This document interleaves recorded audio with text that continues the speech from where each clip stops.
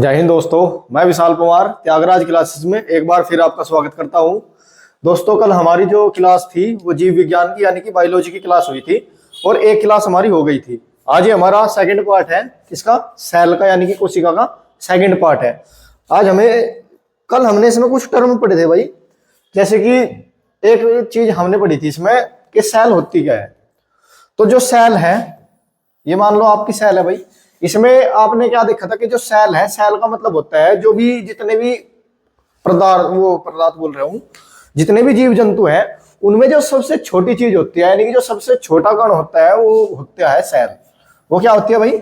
Cell. तो cell क्या है? आधार, संरचनात्मक और आधारित, मतलब हमारी जो फंडामेंटल स्ट्रक्चर है वो क्या है? सेल है भाई। अब जो सेल के कुछ आपको बताए गए थे कि इसके अंग होते हैं कुछ ना कुछ।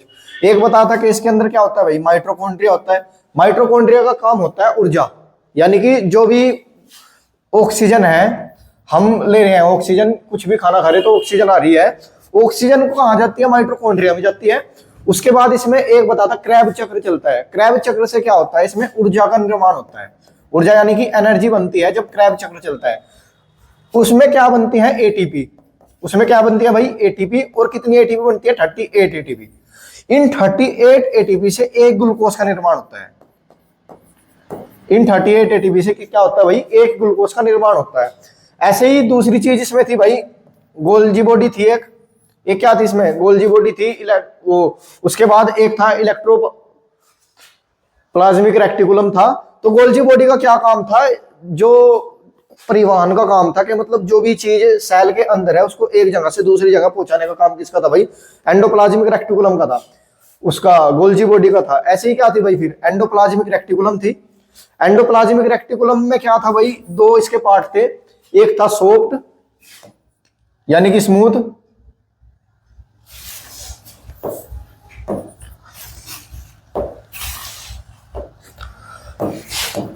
एक इसका पार्ट था स्मूथ और एक इसका पार्ट था रफ। ये दो पार्ट के एंडोप्लाज्मिक रेक्टिकुलम थे। जो स्मूथ था वो ऊपर के साइड होता था और जो ये रफ था ये नीचे की था। इस पे क्या होते थे भाई? राइबोसोम होते थे। इस पे क्या होते थे? राइबोसोम। उसके बाद इसमें एक बताया था लाइसोसोम। लाइसोसोम में क्या होता था भाई? एसिड होता था, जिससे क्या होगा? जो भी खराब सेल है वो खत्म हो जाती थी जब इसमें से एसिड निकलता है। ऐसे ही एक सेंट्रोसोम बताया गया था। तो ये, और उसके बाद इसके जो होती है कोशिका झिल्ली होती है, सेल मेम्ब्रेन होती है। और जो एनिमल्स वो प्लांट सेल बताई गई थी उसमें क्या होती है? इसके सेल मेम्ब्रेन के ऊपर भी एक दूसरी वॉल होती है जिसको सेल वॉल बोला जाता है। ये आपको चीज कल बताई गई थी, इसमें कोई दिक्कत होगी नहीं भाई। अब आज का जो हमारा है, आज इसमें कुछ और चीज रह गई थी, 3-4 चीजें हैं जो इसके अंदर की रह गई थी। उसके बाद जितने भी सेल के अंदर के पार्ट्स हैं वो आपके कंप्लीट हो जाएंगे। यहां से एक नए क्वेश्चन आपको देखने को मिल भी सकता है भाई। अब इसमें क्या है? जो इसका था हमारा, इसमें क्या हो गया था भाई? सेंट्रोसोम भी हो गया था, लाइसोसोम भी। आज न्यूक्लियस से हमें पढ़ना था। आज कहां से पढ़ना है भाई? न्यूक्लियस। अब न्यूक्लियस होता क्या है भाई? जैसे ये सेल ही है,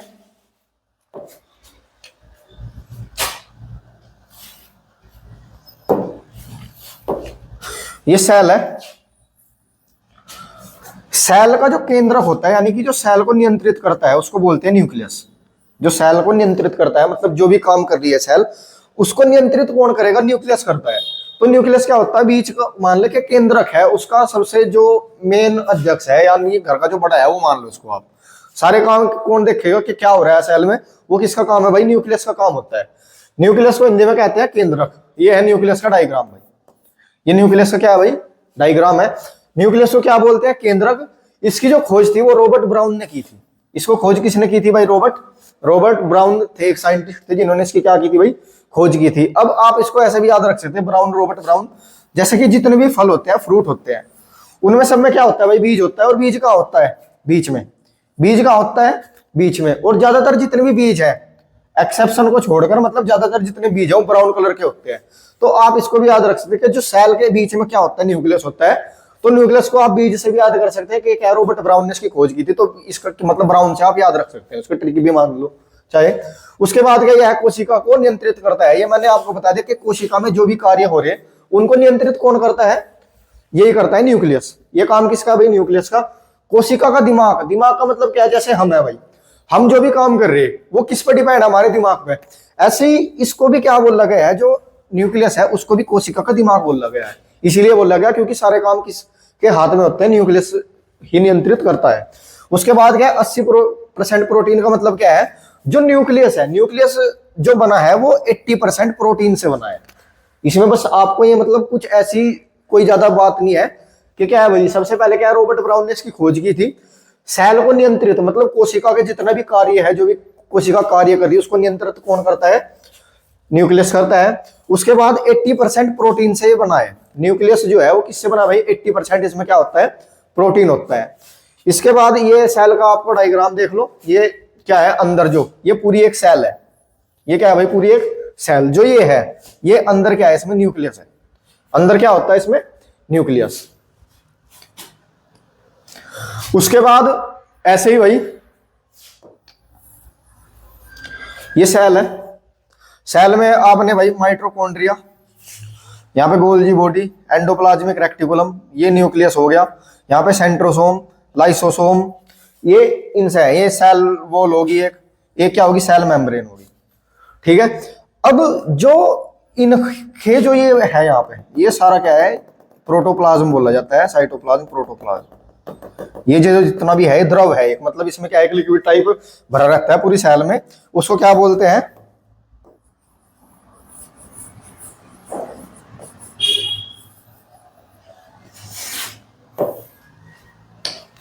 ये यहाँ पे एक सेल है, ये क्या है, यहाँ पे एक सेल है पूरी।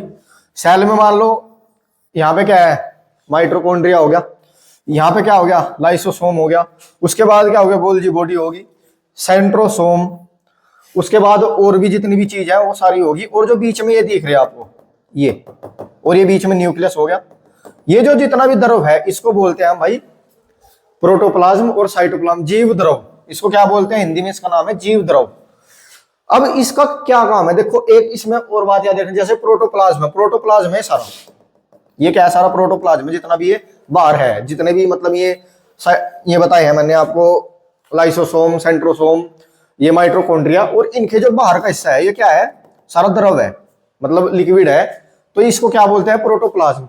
अब प्रोटोप्लाज्म में अगर हम न्यूक्लियस को भी जोड़ दें, क्या भाई, अगर प्रोटोप्लाज्म में न्यूक्लियस भी जोड़ दे तो उसको बोलते हैं साइटोप्लाज्म। बस इतना फर्क है कि साइटोप्लाज्म क्या है, तो प्रोटोप्लाज्म जो है सारा, अगर उसमें न्यूक्लियस को ऐड कर दे तो क्या बन जाएगा, जैसे साइटोप्लाज्म, और उसमें क्या जोड़ते हैं, उल्टा बोल दिया, जैसे साइटोप्लाज्म और न्यूक्लियस को अगर जोड़ दे तो क्या बन जाएगा, वो प्रोटोप्लाज्म बन जाएगा। ये इतनी बात आपको इसमें याद रखनी कि क्या है भाई, जैसे कि ये क्या है भाई, सारा साइटोप्लाज्म है, और साइटोप्लाज्म के साथ अगर न्यूक्लियस को भी जोड़ दे तो क्या बन जाएगा, प्रोटोप्लाज्म बोला जाएगा सारा। इसमें बस इतनी बात आपको याद रखनी है। क्या है भाई, इसकी खोज किसने की थी। अब जैसे इनकी खोज आपको थोड़ा याद रखने का देखना पड़ेगा भाई, ये याद करनी पड़ेगी, क्योंकि एक नंबर का क्वेश्चन है, आगे तो कोई कह नहीं सकते कि आने का नहीं यहाँ से। तो ऐसे ही है, इसकी खोज जो किसने की थी, पुरकिंजे, एक साइंटिस्ट थे जिनका नाम था पुरकिंजे। किसकी, प्रोटोप्लाज्म की जो खोज की थी वो पुरकिंजे ने की थी। हेक्सले ने इसे जीवन का भौतिक आधार बताया है। अब हेक्सले एक साइंटिस्ट थे, उन्होंने क्या कहा था कि जो ये है ये जीवन का भौतिक आधार है। क्यों कहा था ऐसा, इसलिए कहा था अगर ये कम हो जाए ना भाई हमारे शरीर में, मतलब सेल में अगर साइटोप्लाज्म कम हो जाए तो क्या हो जाएगा, हमें एकदम हमारे शरीर में पानी की कमी हो जाएगी एकदम। हमारी जो डायरिया डिजीज है वो इसी के कारण होती है, जब हमारे शरीर में पानी की कमी हो जाती है। इसका मतलब है कि साइटोप्लाज्म की क्या होगी, कमी हो गई, इसी वजह से हमारा डायरिया होता है। क्या होगा भाई इसमें, अगर 1% ये कम हो गया, अगर साइटोप्लाज्म 1% कम हो गया तो हमें प्यास लगनी शुरू हो जाएगी। 1% कम हो गया तो हमें क्या हो जाएगी भाई, प्यास लगनी शुरू हो जाएगी। और अगर 10% ये कम हो गया तो हमारी क्या हो जाएगी, मृत्यु, यानी कि मौत हो जाएगी, अगर 10% ये कम हो गया। और 3% पे क्या हो भाई, 3% पे हमारा डायरिया या जो डायरिया है वो हो जाता है 3% पे। इतनी बात आपको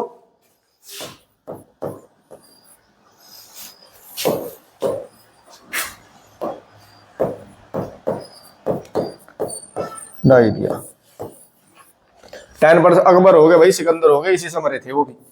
तो ये बात आपको याद रखनी कि अगर 10% की इसकी कमी, 3% पे क्या हो जाएगा, डायरिया, ये मतलब क्रिटिकल बीमारियों में से है एक। अगर वो 10% कमी हो जाए तो क्या हो जाएगी, मृत्यु। उसके बाद है सभी जीव की क्रिया इसी द्रव्य में से होती है। मतलब ये क्या है, जितनी भी जैविक क्रिया है, जो भी काम हो रहे हैं इसमें सेल में, वो किसके थ्रू हो रहे हैं, इसी साइटोप्लाज्म के थ्रू हो रहे हैं। ये इतनी बात आपको याद है कि प्रोटोप्लाज्म और साइटोप्लाज्म होता क्या है और इसका काम क्या है। उसके बाद है वैक्यूल्स। अब वैक्यूल्स होते हैं रसघानी, हिंदी में बोला जाता है इसको रसघानी। हिंदी में जो इसका नाम है वो क्या है, रसघानी। वैक्यूल्स, वैक्यूल्स का काम होता है पानी की पूर्ति करना। उसमें तो पानी था, ये जो पानी ये करता है पानी की पूर्ति। तो वैक्यूल्स का ना एक मतलब पानी का गुब्बारा मार लो है। और इसका क्या काम होता है, स्टोरेज ऑफ वाटर, मतलब पानी को बनाए रखना। स्टोरेज ऑफ वाटर किसका काम है भाई, इसका वैक्यूल्स का, यानी कि रसघानी का ही काम है। ये है जल को संचित या स्टोर करता है, पानी को स्टोर करता है जो हमारे शरीर में, वो कौन करता है, वैक्यूल, ये वैक्यूल्स करते हैं। उसके बाद है ये है जंतु, एनिमल में छोटा होता है। इसका कारण क्या है, ये है एक एनिमल है और ये है प्लांट। एनिमल में होता है छोटा, एनिमल में क्या होता है भाई ये छोटा, और प्लांट में होता है ये बड़ा। क्योंकि एनिमल को पानी की कम जरूरत है, प्लांट को ज्यादा है। प्लांट बड़े होते हैं तो प्लांट में क्या होगा, ये बड़ा होगा, और एनिमल छोटे हैं तो एनिमल में क्या होगा, ये छोटा साइज में होगा। इसमें बस इतना ध्यान रखना कि एनिमल में क्या होता है, छोटा होता है भाई, प्लांट में क्या होता है, बड़ा होता है साइज में। पादपों में, प्लांट में बड़ा होता है ये, इसमें कोई दिक्कत होगी नहीं। वैसे ये है इसका डायग्राम,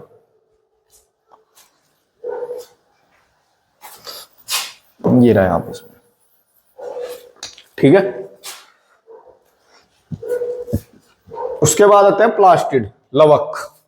अब प्लास्टिड होता क्या है, प्लास्टिड का होता है भाई, इसको बताएंगे। जैसे प्लास्टिड है, ये हमारे शरीर में कुछ कार्य करता है। वो क्या क्या कार्य है, मतलब 3 टाइप के होते हैं, एक क्लोरोप्लास्ट, एक ल्यूकोप्लास्ट और एक क्रोमोप्लास्ट। ये 3 टाइप के होते हैं प्लास्टिड। प्लास्टिड कितने टाइप के होते हैं भाई, 3 टाइप के होते हैं, एक ल्यूकोप्लास्ट, एक क्लोरोप्लास्ट और एक क्रोमोप्लास्ट। अब जो है, जो ये क्लोरोप्लास्ट है, इसका जो नाम है वो है हरित लवक। किसका, क्लोरोप्लास्ट का जो हिंदी में नाम है वो होता है हरित लवक। उसके बाद एक होता है ल्यूकोप्लास्ट, ल्यूकोप्लास्ट का जो होता है अवर्णित, ल्यूकोप्लास्ट का नाम है अवर्णित, और क्रोमोप्लास्ट का नाम होता है वर्णित। अब जो क्लोरोप्लास्ट है, क्लोरोप्लास्ट आपने देखा भी होगा, जो वो प्लांट है, प्लांट जिससे अपना भोजन बनाते हैं, उस प्रोसेस को हम बोलते हैं फोटोसिंथेसिस। उस प्रोसेस को क्या बोलते हैं भाई, हम फोटोसिंथेसिस बोलते हैं, जिससे कि प्लांट क्या बनाते हैं, अपना भोजन। किसकी, एक तो sunlight plus CO2 plus chlorophyll, chlorophyll. तो जो क्लोरोफिल है, ये जो प्लांट में भोजन इससे बनता है, क्लोरोफिल से। इस क्लोरोफिल से क्या बनता है, तो इसका भी यही काम है। क्लोरोप्लास्ट का क्या काम है, हरित लवक है, इसका काम होता है भोजन बनाना। इसका क्या काम होता है, प्लांट में भोजन बनाना। किसका काम है भाई, क्लोरोप्लास्ट का। और ज्यादातर ये कहां पाए जाते, जड़ और फल में पाए जाते हैं। ज्यादातर जो ये क्लोरोप्लास्ट है कहां पे पाया जाएगा, जड़ और फल में पाया जाएगा। क्योंकि प्लांट है भाई, प्लांट का ज्यादातर जो वो है खाना या भोजन है, वो कहां स्टोर होगा, या तो जड़ में होगा, और या फिर क्या होगा, उसके फल में होगा, यानी कि फ्रूट में होगा। तो 2 जगह पे, या तो जड़ में और या फल में क्या होगा, खाना बनता है। तो ये बात आपको याद रखनी। उसके बाद है ल्यूकोप्लास्ट। ल्यूकोप्लास्ट का काम है जो भोजन बना है इसको स्टोर करना। ल्यूकोप्लास्ट का काम है भाई, जो भोजन बनता है उसको स्टोर कौन करता है, ल्यूकोप्लास्ट। वो भी कहां का, जड़ और फल में ही होता है। ये भी सेम वही बात है। एक तो है भाई क्लोरोप्लास्ट।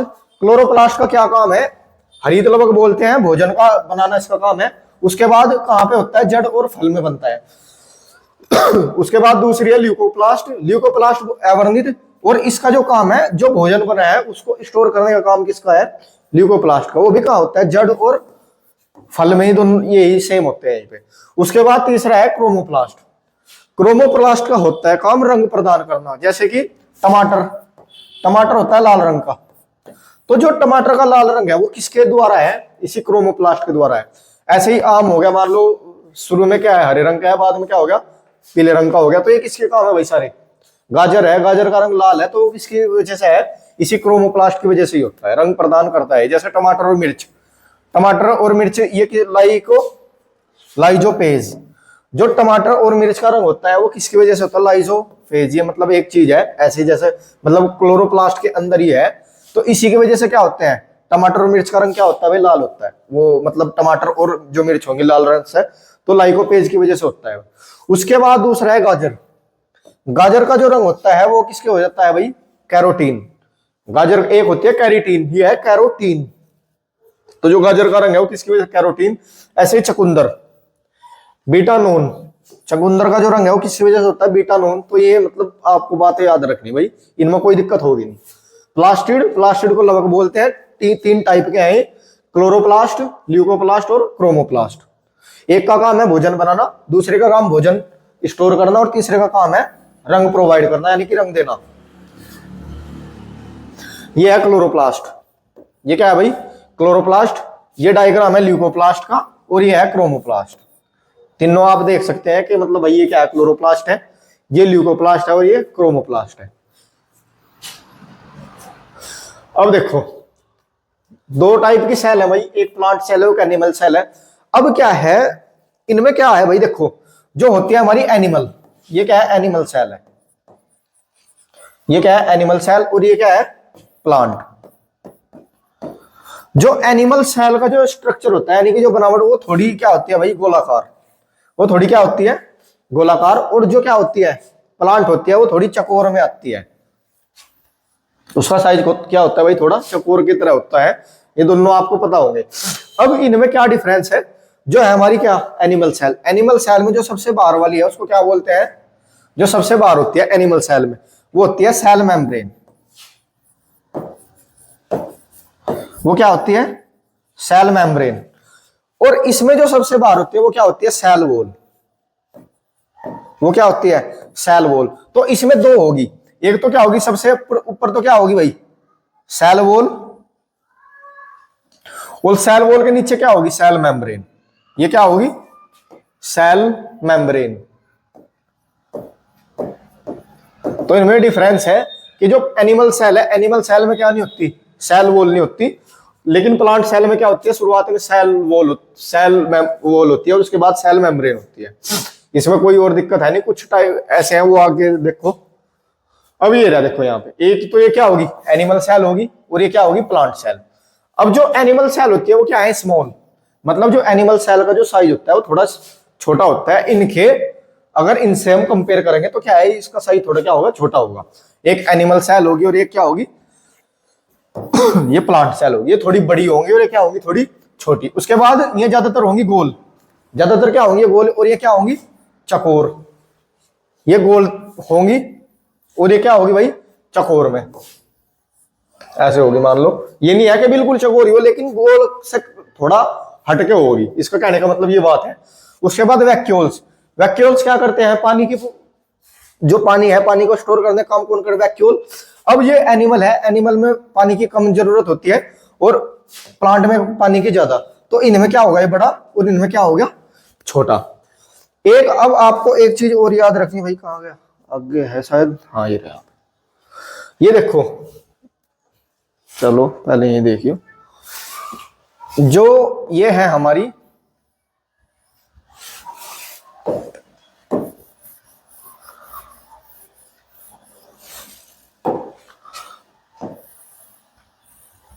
ये हमारी एनिमल सेल है भाई। ये हो गया हमारी एनिमल सेल।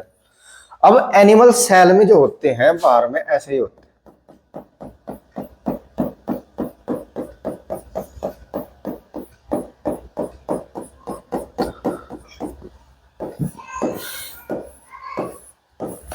ये, और ये क्या है? प्लांट सेल है। तो जो होती है एनिमल सेल में एक चीज होती है सीलिया, एक फ्लैजिला और एक लाइसोसोम। आपने पढ़ लिया होगा। लाइसोसोम का क्या काम है? जल अपघटक यानी कि एसिड का काम करते हैं। अब सीलिया क्या होता है? जो ये बाल है, ये मतलब जो हेयर टाइप स्ट्रक्चर है सेल के बाहर की तरफ, इसको बोलते हैं सीलिया, ये वाला। और जो ये पूंछ टाइप है इसको बोलते हैं फ्लैजिला। तो ये किस में होते हैं? एनिमल सेल में। लेकिन प्लांट सेल में ये नहीं होते। अब प्लांट सेल में क्या होगा भाई? एक सेल वॉल होती है, एक प्लास्टिड होती है और एक क्लोरोप्लास्ट होता है। ये तीन चीज क्या होती है? ये इसमें होती है और ये सिर्फ इसमें ही होती है। कौन कौन सी? सीलिया, फ्लैजिला, लाइसोसोम किसमें होगा? सिर्फ सिलिया, फ्लैजिला, लाइसोसोम किस में होगा? सिर्फ एनिमल सेल में। और जो सेल वॉल है, प्लास्टिड है और क्लोरोप्लास्ट है, वो सिर्फ किस में? क्योंकि क्लोरोप्लास्ट और इनका क्या काम था भाई? भोजन बनाने का। हम भोजन क्या करते हैं? हम बाहर से लेते हैं। ये नहीं है कि हमारा शरीर बनाता है। इनका ये खुद भोजन बनाते हैं, तो इनमें इसलिए होते हैं, इसलिए हमारे अंदर ये नहीं होते। उसके बाद सेल वॉल हमारे में होती नहीं, इनमें सेल वॉल होती है। अब जो एनिमल में भी होते हैं और प्लांट में भी होते हैं, झिल्ली, जो सेल मेम्ब्रेन है, वो एनिमल में भी है और प्लांट में भी है। सेल मेम्ब्रेन दोनों में होती है। उसके बाद माइटोकॉन्ड्रिया, वो एनिमल सेल में भी होगा और प्लांट सेल दोनों में होगा। उसके बाद ribosome, endoplasmic reticulum, Golgi body, केंद्रक, सेंट्रोसोम, ये ऐसी चीजें हैं जो क्या होंगी? दोनों में होंगी भाई। इनका ये मतलब ये नहीं है कि मतलब एक में हो या एक में नहीं, ये दोनों में ही होंगी। कौन कौन सी? सबसे पहले कोशिका झिल्ली यानी कि सेल मेम्ब्रेन, एक है mitochondria, ribosome 80, endoplasmic reticulum, Golgi body, केंद्रक और सेंट्रोसोम, ये एनिमल सेल में भी होंगे और प्लांट सेल में भी होंगे। क्या चीज एनिमल सेल में नहीं होती? सेल वॉल, उसके बाद प्लास्टिड और एक क्लोरोप्लास्ट। और प्लांट में क्या नहीं होने का? सिलिया, फ्लैजिला और लाइसोसोम। इसमें कोई दिक्कत होगी नहीं भाई, बिल्कुल अच्छी तरीके से आपको समझ में भी आ गया होगा। या आप इसको मतलब स्क्रीनशॉट ले सकते हैं इसका, इससे आपको याद करने में आसानी भी होगी कि किसमें क्या चीज होती है और किसमें नहीं होती। तो आप इसका स्क्रीनशॉट भी ले सकते हैं।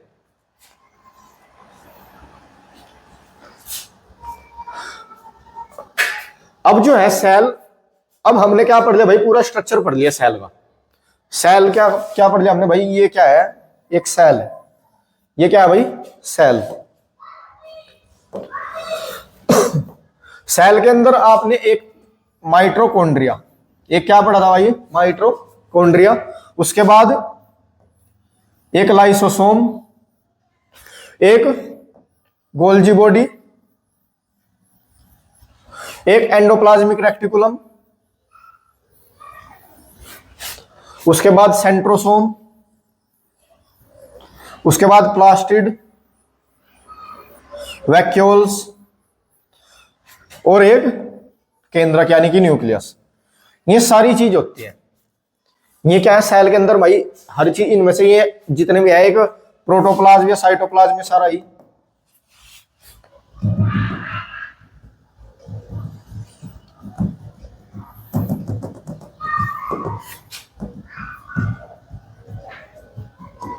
ये है प्रोटोप्लाज्म। तो ये सेल के सारे आपने टाइप पढ़ लिए। अंग कितने होते हैं भाई?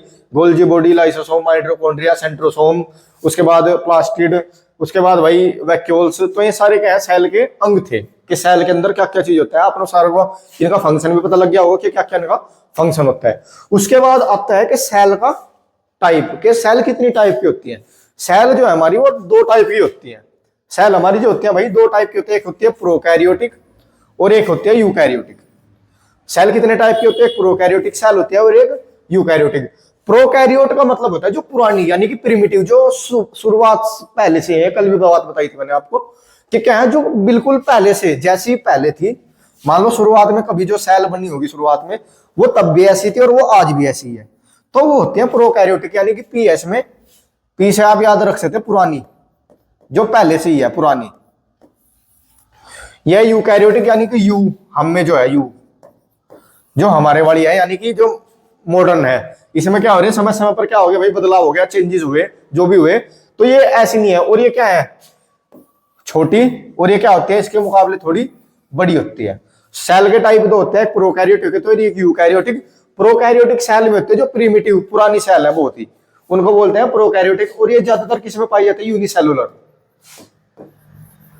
यूनिसेलुलर का मतलब होता है जिनमें सिर्फ एक ही कोशिका वाले जितने भी जंतु हैं, जिन जो एक कोशिका वाले हैं, उनमें ज्यादातर सेल कौन से पाई जाते हैं? प्रोकैरियोटिक। और ये किसमें पाई जाएगी? मल्टीसेलुलर। मल्टीसेलुलर यानी कि जिनमें एक से ज्यादा सेल है, जैसे हम पेड़ हो गए, पौधे हो गए, तो उनमें ज्यादातर क्या पाई जाएगी? यूकैरियोटिक। जो वायरस है, बैक्टीरिया है, उनमें क्या पाई जाएगी? Prokaryotic cell. इसमें आपको इतनी चीजें याद रखनी है। आज की हमारी क्लास क्या यहीं तक ही थी। हमने जो है सेल पूरी पढ़ ली है। मतलब इसका मतलब यह है कि जो सेल के जितने भी अंग थे वो सारे पढ़ लिए हैं। सेल दो टाइप के होते हैं, यूकैरियोटिक, प्रोकैरियोटिक, ये आपने पढ़ लिया है। कल से हम आगे पढ़ना शुरू करेंगे। ये आपकी क्लास आज यहीं तक थी। जय हिंद।